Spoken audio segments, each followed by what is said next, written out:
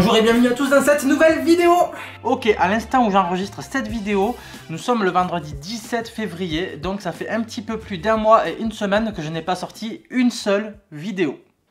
Alors cette vidéo, je préfère vous prévenir en avance, elle va être un petit peu fixe, je l'ai écrite en partie, du moins les grandes lignes, elle ne va se dérouler qu'ici, sur ce bureau. Étant donné que c'est la première vidéo que je sors en 2017 et que je compte en sortir un petit peu moins que l'année dernière, je vous rappelle quand même qu'en 2016, j'ai sorti exactement 53 vidéos durant le courant de l'année, donc ça fait plus ou moins une vidéo par semaine. Là, je compte ralentir le rythme et je vais vous expliquer pourquoi. Alors en premier point, pourquoi je sors moins de vidéos et pourquoi j'en sortirai moins à l'avenir? Eh bien, c'est tout simplement dû à un manque de motivation. Et je ne sais pas si ça vous est déjà arrivé, mais c'est pas facile à contourner. Moi, ça m'arrive assez régulièrement. Je ne vais pas vous en cacher. Mais là, je dois t'avouer que c'est la première fois que ça m'arrive, surtout concernant les vidéos. Et c'est un processus qui s'est implanté au fil du temps. On va essayer de décortiquer un petit peu tout ça. Si ma motivation baisse, c'est principalement dû au fait que mes stats baissent à vue d'œil. Bon, alors je ne vais pas vous reparler de l'époque où YouTube n'existait pas et où on ne pouvait sortir des vidéos qu'en les publiant sur des serveurs privés que je cramais les uns après les autres tellement elles étaient téléchargées. Là, on va clairement faire l'historique de mes débuts sur YouTube jusqu'à aujourd'hui. La première chaîne que j'ai créée sur YouTube était celle de Stunt Forever, sur laquelle, lorsque je publiais, je faisais entre grossièrement 30 000 et 200 000 vues. C'était une époque où lorsqu'on publiait sur Facebook, les liens bénéficiaient d'une visibilité de 100%. D'ailleurs, à l'époque, on parlait de viralité ou de buzz, et ce sont des termes qu'on n'aborde plus trop aujourd'hui puisque ça n'existe plus. Pourquoi ça n'existe plus? Parce que lorsque Facebook est entré en bourse, pour faire monter la valeur de son action, a commencé à publier des publicités au sein de son contenu. Et les publicités sur Facebook, qu'est-ce que c'est?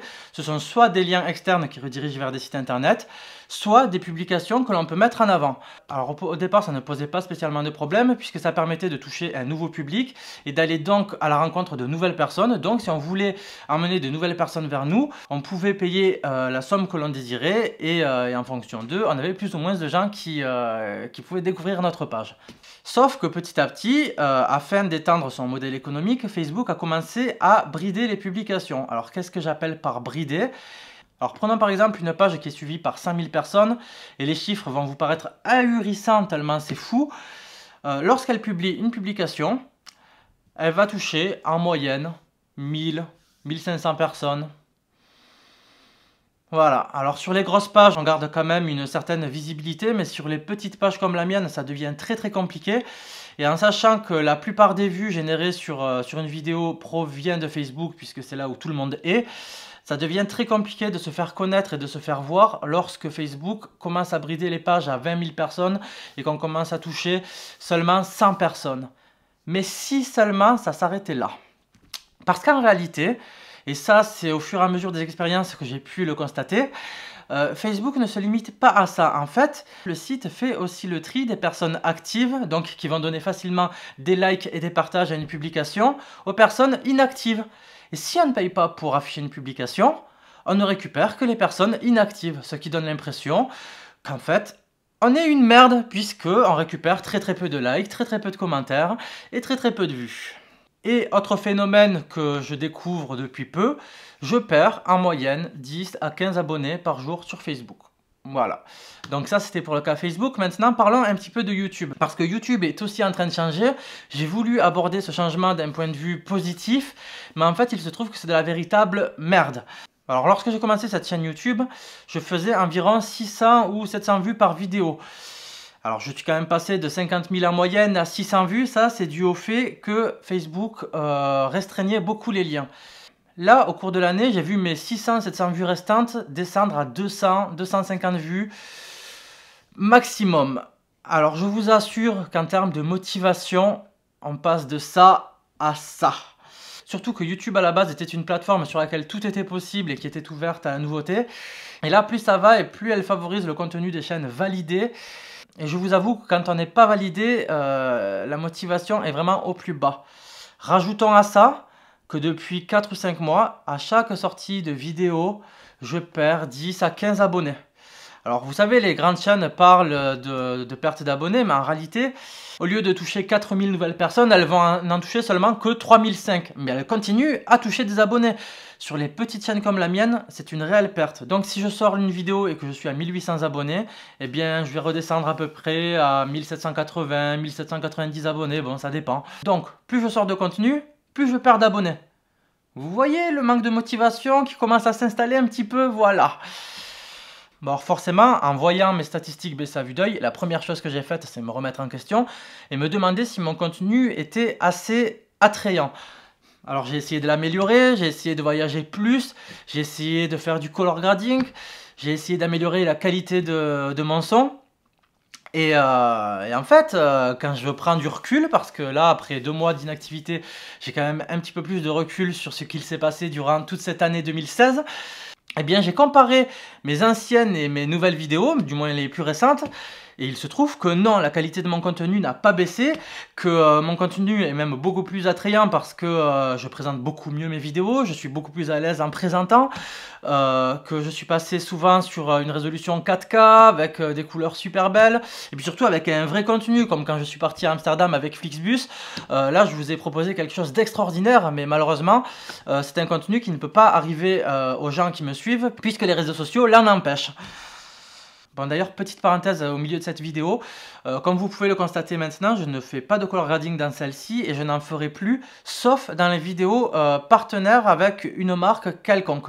Le fait étant que le color grading demande énormément de temps et que le temps que j'y consacre ne me permet pas de réfléchir à du nouveau contenu, donc je préfère optimiser mon temps de travail et faire moins de color grading et le garder lorsque je ferai des partenariats avec d'autres marques, ce qui apportera une valeur ajoutée à mon travail.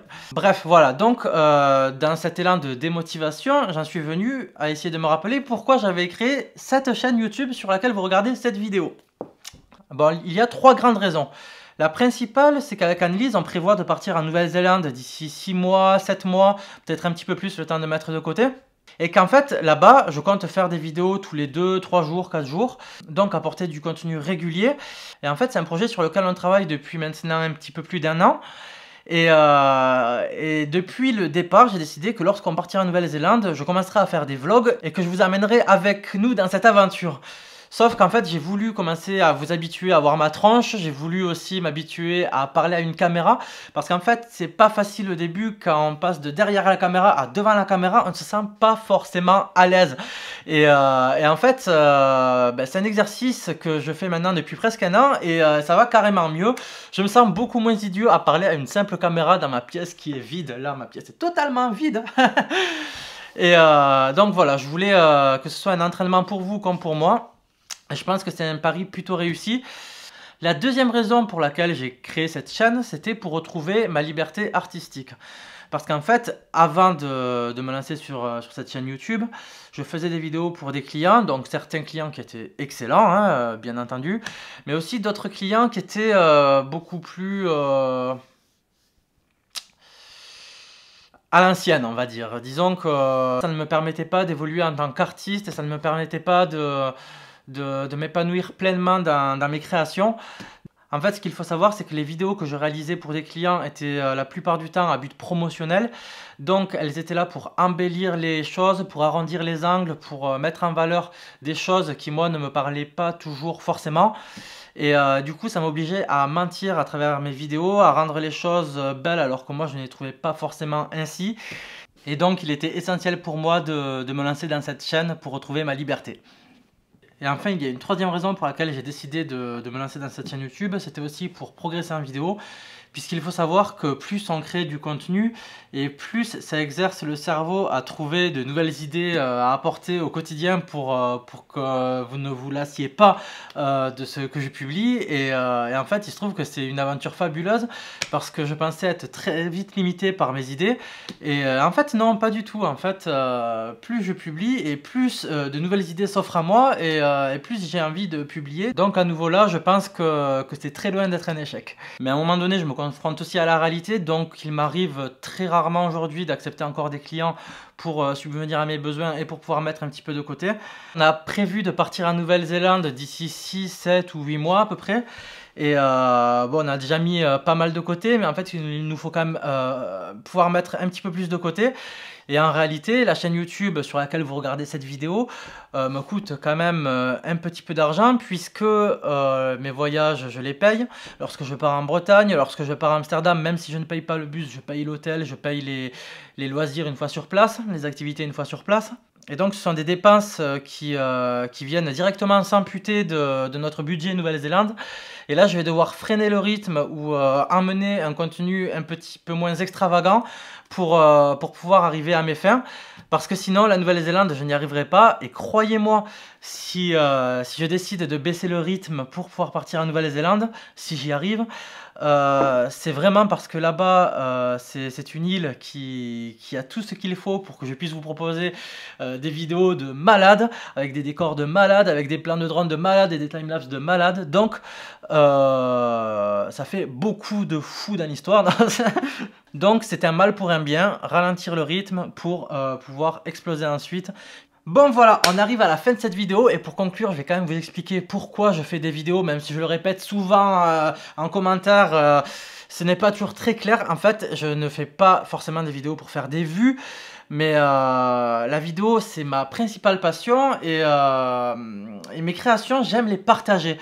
Et quand je vois mes stats baisser, c'est vrai que ça touche énormément ma motivation parce qu'en fait j'ai envie de partager mon contenu avec le maximum de gens et ça m'énerve de voir que des réseaux sociaux comme Facebook ou YouTube suivent un modèle très économique et très capitaliste et empêchent mes créations de toucher du monde juste pour de l'argent. Et voilà, donc c'est vrai que ça me met un petit peu en colère et ça me frustre un petit peu, même beaucoup, mais voilà, bon, en tout cas je voulais mettre ça au clair avec vous. Je suis toujours autant passionné par mes vidéos, juste un petit peu déçu qu'elles aient du mal à toucher du monde. Mais voilà, j'y peux rien, vous n'y pouvez rien. En fait, aujourd'hui, tout est complètement scellé et à part payer, il n'y a aucune chance pour que mon contenu touche de nouvelles personnes. Bon, en tout cas, si vous voulez m'encourager, n'hésitez pas à me laisser un petit pouce bleu. N'hésitez pas non plus à commenter. N'hésitez pas à partager ma chaîne avec vos proches. Hein, ça fait toujours plaisir quand de nouvelles personnes arrivent. Je vous dis à très bientôt, c'est promis, pour une nouvelle vidéo. Allez, ciao!